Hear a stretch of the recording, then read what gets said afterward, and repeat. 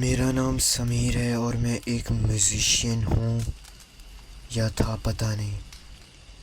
ये वाक़या जो मैं आपको सुनाने जा रहा हूँ, ये वाक़या मेरी ज़िंदगी का वो वाक़या है जिससे मेरी ज़िंदगी में मुझे एक अहम सबक तो मिला, लेकिन साथ ही साथ ये मेरा हुनर भी मुझसे छीन लेगा, इसका इल्म मुझे बिल्कुल नहीं था।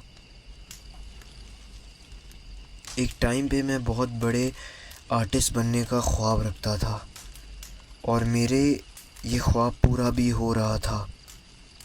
मैं अपने प्राइम टाइम और पीक पे था। मेरे संगीत के लोग दीवाने हो रहे थे। मैं ना सिर्फ अच्छे गाने गाता था, बल्कि पियानो और गिटार में भी मेरा जवाब नहीं था। लेकिन मेरी ज़िंदगी में कुछ मसले मसाइल आए जिसकी वजह से मेरे इस हुनर को मुझे एक लंबा गैप देना पड़ा। मैं आहिस्ता आहिस्ता अपने इस हुनर से दूर हो गया और जो लोग मेरे फैंस हुआ करते थे वो भी मुझे भूल रहे थे।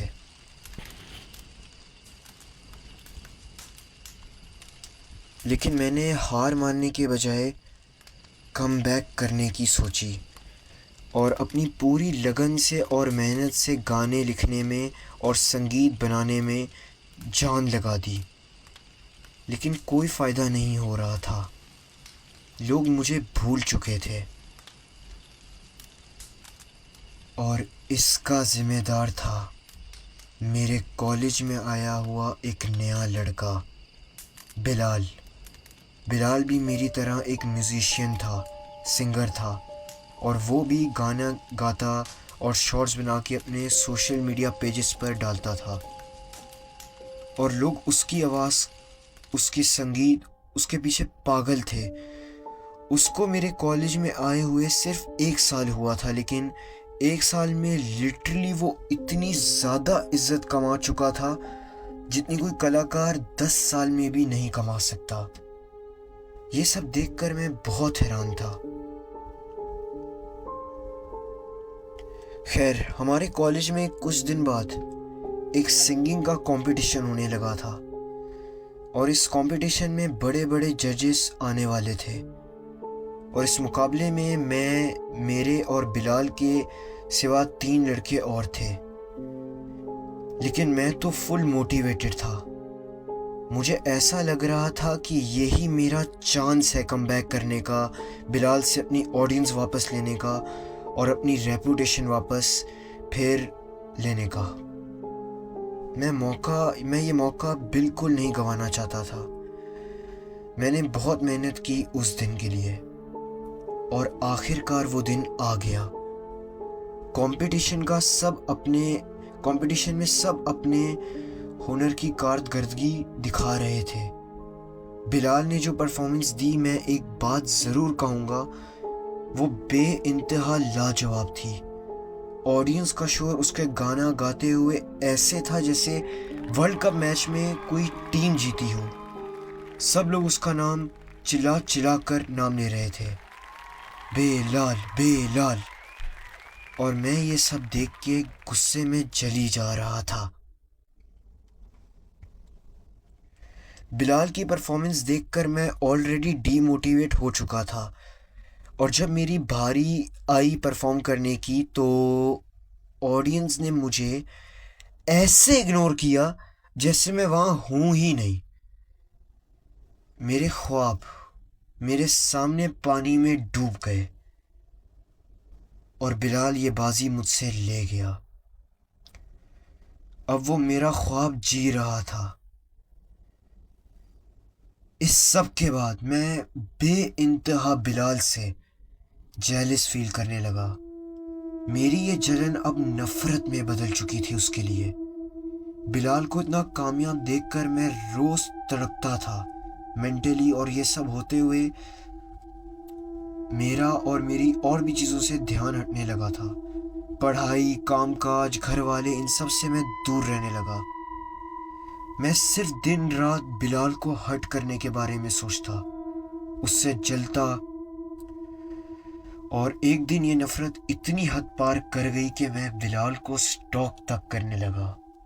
जी हाँ, मैं अब बस ये जानना चाहता था कि इसकी इस इतने से ब्रीफ टाइम में इतनी ज़्यादा कामयाबी का राज क्या है।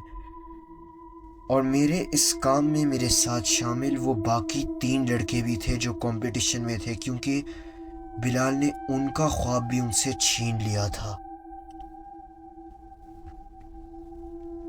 हम बिलाल से बहुत ज़्यादा जलते और हसद नफ़रत करते थे, और उसको बिल्कुल भी नहीं पता था कि हम बस उसके सामने अच्छा होने का दिखावा करते थे, और उसके तवस्सुर में भी नहीं था हम उसको स्टॉक करते।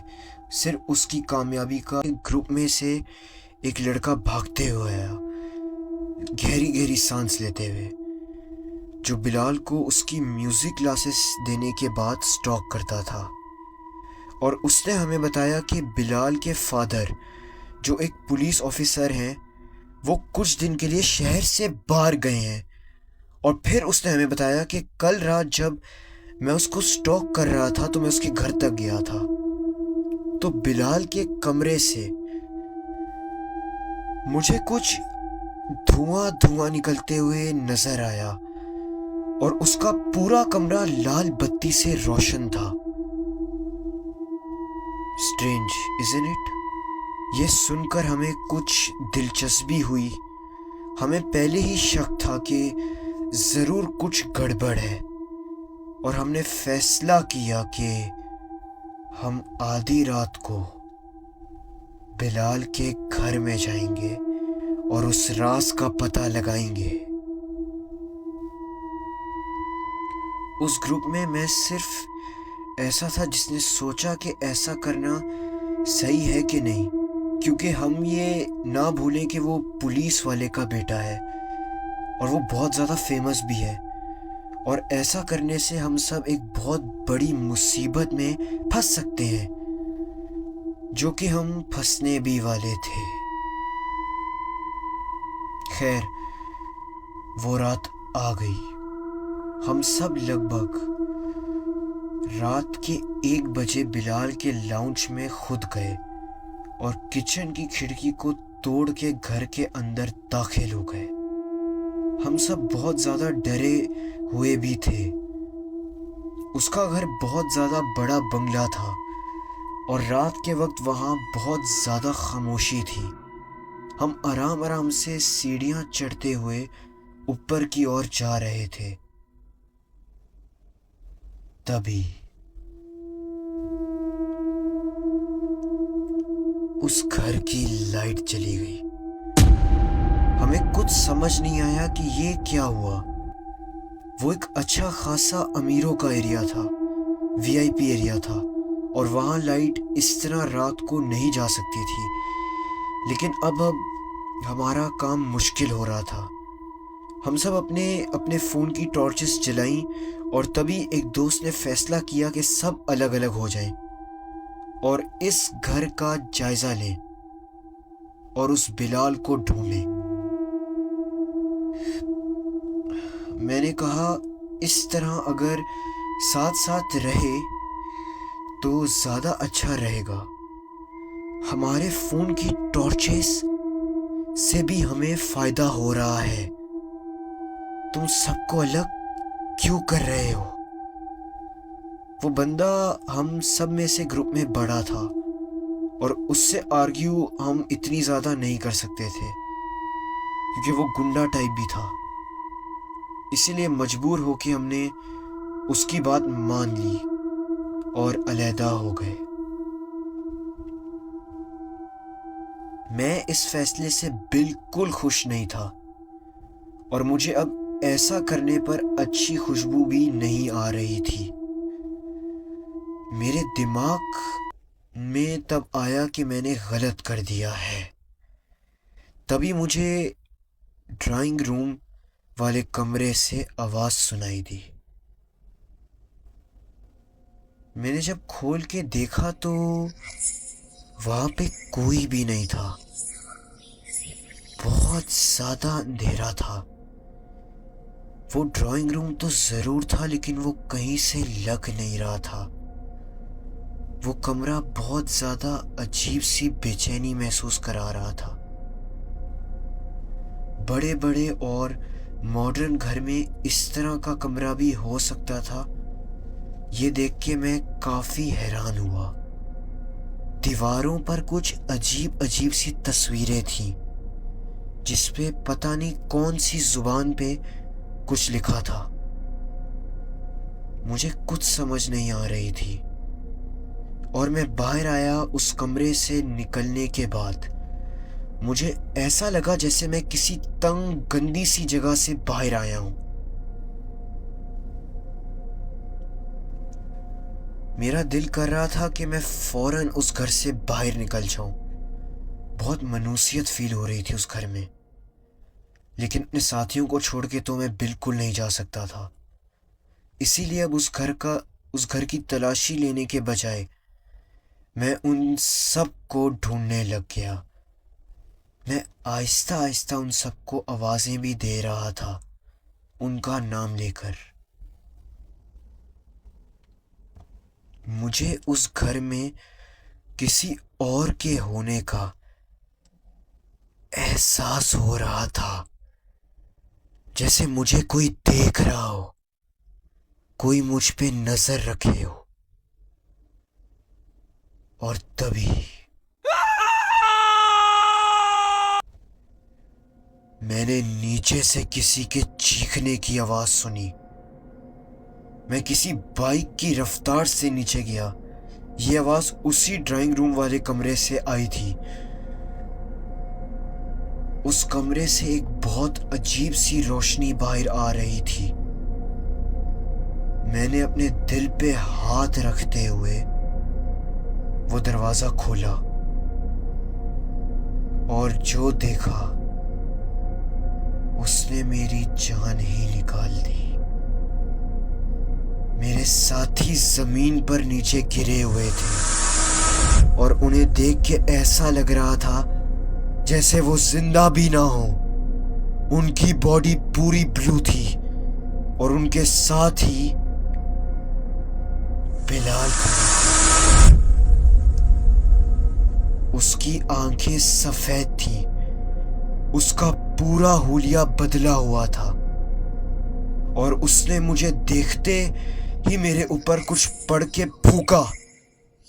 मैं जमीन पर गिर पड़ा और फिर उसने मुझे कहा, पहले तो तू सिर्फ हारा था, लेकिन अब तेरी असली बर्बादी शुरू होगी। मैं उसके आगे हाथ जोड़ने लगा और मैं अपनी गलती की माफी मांगने लगा, लेकिन वो सिर्फ अपनी खौफनाक गुस्से भरी शक्ल से मुझ पे कुछ पढ़ के फूकी जा रहा था। पता नहीं क्या पढ़ रहा था। वो पता नहीं किस जुबान में विस्परिंग करते हुए मुझ पे कुछ पढ़ रहा था। मैंने ऐसा मंजिर अपनी पूरी लाइफ में नहीं देखा था। मैं बस खत्म था। इससे पहले मैं बेहोश होता, मैंने अपने बेहोश होने से पहले एक झलक देखी कि बिलाल के वालिद उस कमरे में आए हैं। उन्होंने उस सबको देखा है और उन्होंने बिलाल को पकड़ा और उसके ऊपर कोई तावीज़ फेंका है और कुछ पढ़ने लगे हैं। और फिर मेरी आंख बंद हो गई।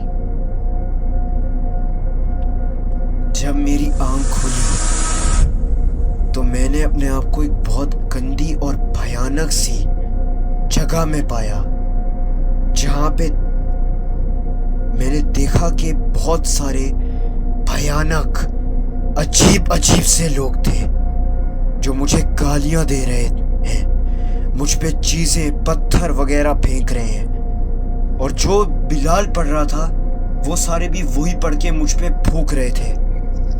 उनकी फूंक की ठंडक इतनी थी कि मैं बयान नहीं कर सकता। और मैंने देखा कि एक भयानक शक्ल का आदमी ने मेरे उन सारे साथियों को भी मार दिया है और अब वो मेरे पीछे लग गया है। इससे पहले कुछ हो पाता मेरी आंख हॉस्पिटल में खुली। मैं अपने होशो-हवास में बिल्कुल भी नहीं था। मेरी वालिदा, मेरे वालिद साहब वहाँ पे थे। उन्होंने मुझे ज़ोर से जब गले लगाया, मेरे ऊपर कुछ पड़ा, तब मैंने रियलाइज़ किया कि वो सिर्फ एक ख्वाब था। बिलाल के भी पेरेंट्स वहाँ थे। मुझे चैन की सांस आई। वो लोग मुझसे अपोलोजाइज कर रहे थे, जबकि अपोलोजाइज तो मुझे उनसे करना चाहिए था, जो कि मैंने किया। उन्होंने बताया कि उनके बेटे बिलाल पर दरअसल बचपन से ही कोई साया है, और वो इन काले जादू वगैरह में भी इसी साए की वजह से है। बिलाल जो इतनी इन सब चीज़ों में भी इसीलिए था, ये सुनकर मुझे एक बहुत बड़ा झटका लगा कि वो इतने से टाइम में इतना आगे कैसे निकल गया, उसका हर एक चीज़ परफेक्ट कैसे है, वो इतना परफेक्ट कैसे, उसके पीछे इसी साए का हाथ है। उसके माँ बाप ये छुपा के रखते थे, लेकिन ये राज अब खुल चुका है।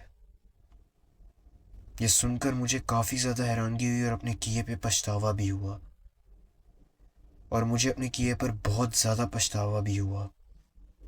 बिलाल का इलाज करने के लिए उसके पेरेंट्स ने उसे कहीं भेज दिया है, और अब तो वो मेरे शहर में भी नहीं रहता। लेकिन उसके उस काले जादू के विरुद्ध के असर आज भी ख़त्म नहीं हुए। आज भी जब मुझे नाइटमेयर्स आते हैं तो उनमें उस बिलाल और उस भयानक आदमी का चेहरा मुझे नज़र ज़रूर आता है। अब ऐसा होता तो कम है, लेकिन जब होता है तो बहुत डराता है। मेरा हुनर तो मेरी ज़िंदगी से छिन गया, मेरी ही वजह से। लेकिन मैं लकी हूँ कि मैं बच गया। किसी से जलन और हसद इतनी ना रखें कि कहीं वो आपको ही ना जला दे। आई होप मेरी इस कहानी से आपको सबक मिला होगा। जज़ाकल्लाह।